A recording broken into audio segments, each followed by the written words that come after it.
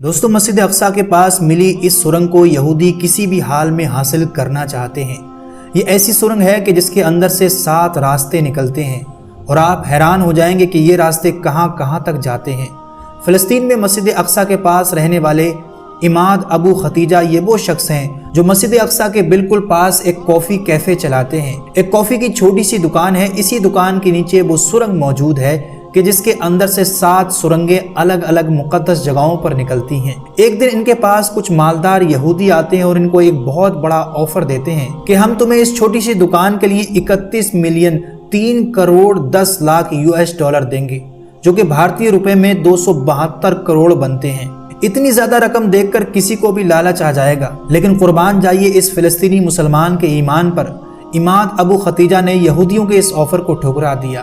کچھ مہینے گزرتے ہیں اور مالدار یہودی آتے ہیں اور ان کی چھوٹی سی دکان کی قیمت 40 ملین 4 کروڑ $US تک لگائی جاتی ہے۔ اگر اس رقم کو انڈین روپیز میں ہم دیکھیں تو 351 کروڑ 45 لاکھ روپے بنتے ہیں۔ سوچئے دوستو، اس چھوٹی سی دکان کے لیے یہودی اتنا پیسہ تک دینے کے لیے تیار تھے۔ اگر یہ بندہ چاہتا تو اس دکان کو بیچ کر اپنی قسمت بدل سکتا تھا۔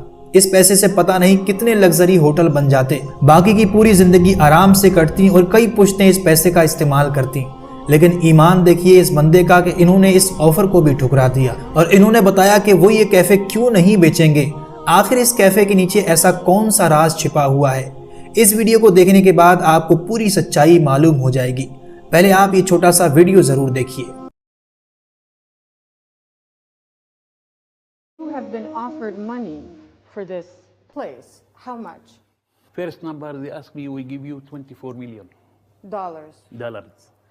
When I say no, come again after few months, ask me, we give you $31 million.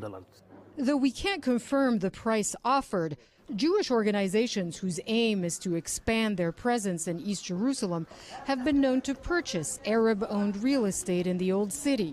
And it's not just here. Here we are going down. And with more digging, he says, a network of tunnels would be uncovered. So this is much larger than I thought it was when I was going down the steps. So essentially it looks like there's more than one level here, but it just kind of, if you keep digging, according to the map at least, it would lead you to some of the holy sites in Old Jerusalem. Back above ground, Abu Khadija tells us he's received multiple offers for his cafe and that Israeli authorities have denied him business licenses and ordered him to stop work on his shop. دوستو اس video کو پورا دیکھنے کے بعد آپ کو معلوم ہو چکا ہوگا کہ اس چھوٹی سی دکان کی ایک فلسطینی مسلمان کے لیے اتنی اہمیت کیوں ہے، اور عماد نام کے اس شخص کو بھی آپ نے دیکھا کہ جس نے 40 ملین ٹھکرا دیے اس چھوٹی سی دکان کے لیے۔ آخر اس چھوٹے سے کیفے کی ملین میں قیمت کیوں لگائی جا رہی ہے؟ اگر ویڈیو دیکھنے کے بعد آپ کو سمجھ میں نہیں آیا تو آئیے میں آپ کو اس کا پورا راز سمجھاتا ہوں۔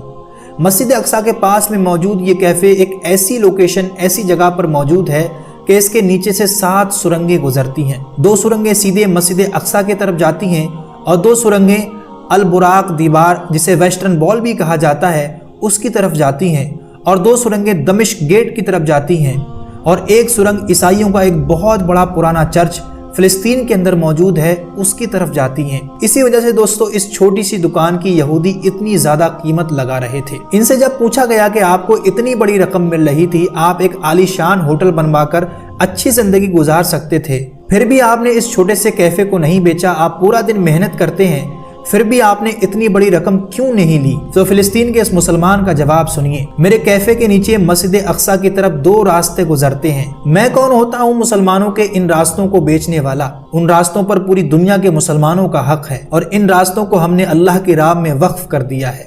سبحان اللہ۔ یہ چھوٹی سی دکان یہ بیچ بھی دیتا تو دنیا میں کیا فرق پڑتا؟ کوئی فرق نہیں۔